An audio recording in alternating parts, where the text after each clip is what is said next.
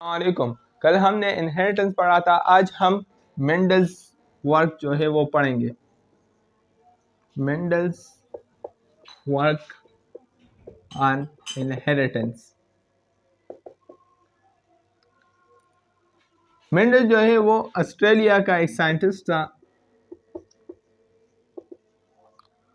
और उन्होंने इनहेरिटेंस पर कब वर्क किया था 1856 से लेकर 1864 में। इस दौरान उन्होंने इनहेरिटेंस को पढ़ा था। उनको फादर ऑफ केमिस्ट्री कहते हैं, फादर ऑफ जेनेटिक्स, सॉरी।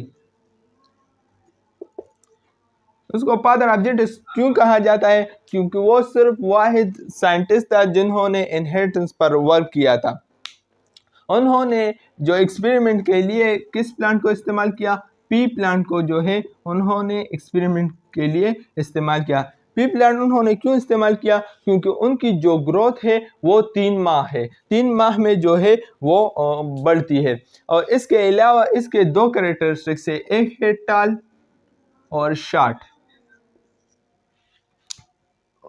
जो पी प्लांट है उसे 2 कैरेक्टर से टाल एंड शार्ट। उन्होंने 2 ला जो है वो पेश किए थे। एक ला था law of segregation. Law of segregation को मोनोहाइब्रिड भी कहा जाता है। मोनोहाइब्रिड क्यों कहा जाता है? कि उन्होंने बस सिर्फ उन्होंने 2 जो है वो क्रॉस किया था और इससे जो है सिर्फ एक हाइब्रिड जो है वो आया था, इसलिए उसको मोनोहाइब्रिड भी कहा है। क्योंकि उसमें उन्होंने सिर्फ एक क्रॉस किया था, इसलिए उसको जो है मोनोहाइब्रिड भी कहते हैं। उन्होंने क्रॉस किया कैसे किया था? जो पी प्लांट है उसके जो टाल कैरेक्टरिस्टिक से और शॉर्ट कैरेक्टरिस्टिक से उनका एक दूसरे के साथ क्रॉस किया। जो टाल है वो हम कैपिटल टी से रिप्रेजेंट करते हैं और शॉर्ट को जो है स्मॉल टी से जो है वो रिप्रेजेंट करते हैं। तो उन्होंने इसका जो है वो क्रॉस किया, तो उन्होंने इस तरह से टेबल आया। एक था टी टी, दूसरा था टी टी, तीसरा था टी टी और चौथा था टी। तो ये जो रेशियो आ गया वो 3:1 आ गया। जो टाल का था ये भी टाल है, ये भी टाल है, ये भी टाल है और ये शार्ट है, तो 3:1 रेशियो उनके साथ आया। ये था लॉ ऑफ सेग्रीगेशन। तो इससे उन्होंने क्या कंक्लूजन लिया? उन्होंने इससे ये कंक्लूजन लिया कि जब टाल को शार्ट के साथ क्रॉस किया जाए तो इसमें सिर्फ टाल जो है वो डोमिनेंस होगा और शार्ट जो है वो रिसेसिव होगा। डोमिनेंस और रिसेसिव इससे पहले लेक्चर में हमने पढ़ा था। तो उन्होंने यहाँ पर क्या कहा कि जो टाल है वो डोमिनेंस होगा और जो शार्ट है वो जो है रिसेसिव होगा, क्योंकि इनकी रेशियो बहुत कम आ गया बनिस्बत टाल के। तो ये था लॉ ऑफ सेग्रीगेशन। इसके बाद दूसरा लॉ है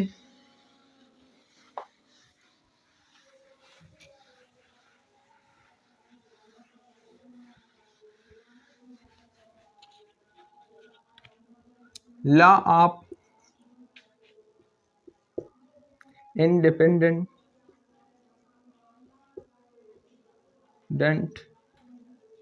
असॉर्टमेंट।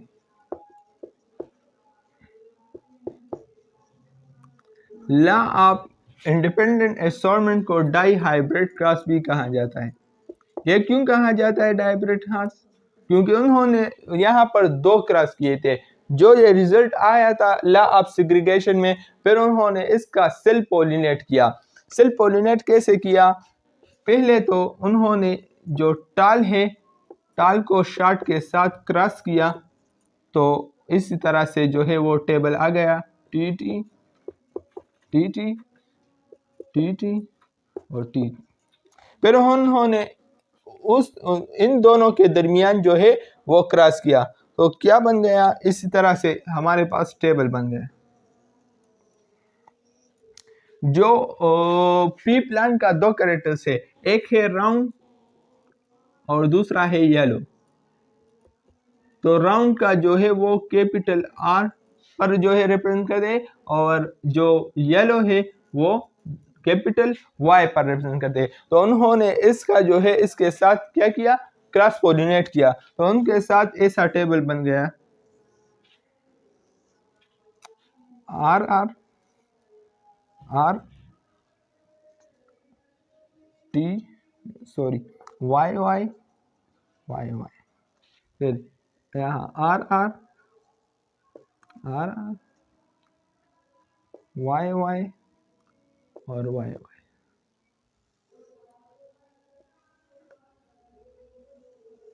तो यहाँ पर जो है वो आया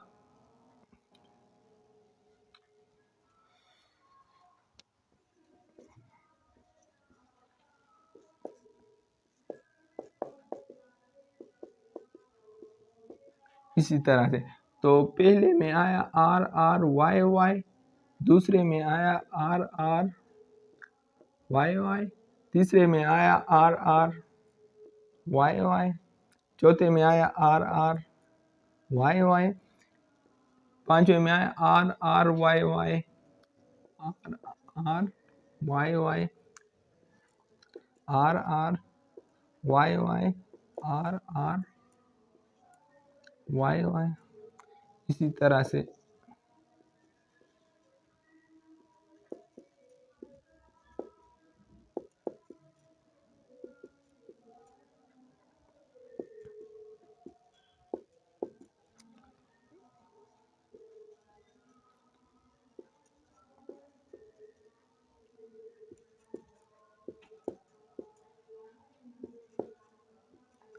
तो उनके साथ ये टेबल बना। ये जो कैपिटल पहला आया ये था राउंड, और दूसरा भी राउंड, और जो कैपिटल है वो येलो, ये भी राउंड, और जब एक बड़ा हो और दूसरा छोटा हो तो ये भी जो है येलो। जब दोनों कैपिटल हो तो ये बन गया राउंड येलो, और जब दोनों स्मॉल हो तो ये है ग्राउंड। इसी तरह जो दो कैपिटल्स आर है वो हमारे पास जो है राउंड होगा।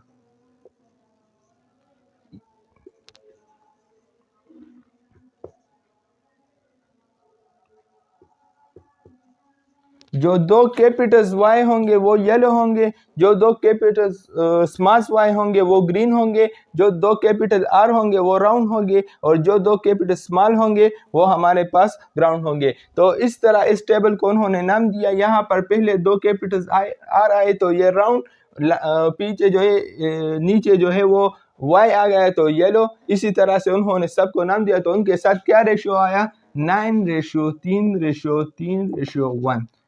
तो जब उन्होंने ये ला पेश किया तो उन्होंने ये कहा कि जो ला ऑफ सेग्रीगेशन था इसमें वो गलत था, क्योंकि यहाँ पर जो शार्ट का है उसका भी वो भी शोमेंट हो गया। तो इस वजह से जो उन्होंने ला ऑफ इंडिपेंडेंट असॉर्टमेंट जो है वो पेश किया, तो इसके बाद उन्होंने कहा कि टाल कैरेक्टरिस्टिक के साथ साथ शॉर्ट कैरेक्टरिस्टिक्स भी डोमिनेंस जो है वो हो सकता है। तो ये था मेंडल्स लॉ ऑफ इनहेरिटेंस। इंशाल्लाह अगले लेक्चर में फिर हम अगला लेक्चर पढ़ेंगे।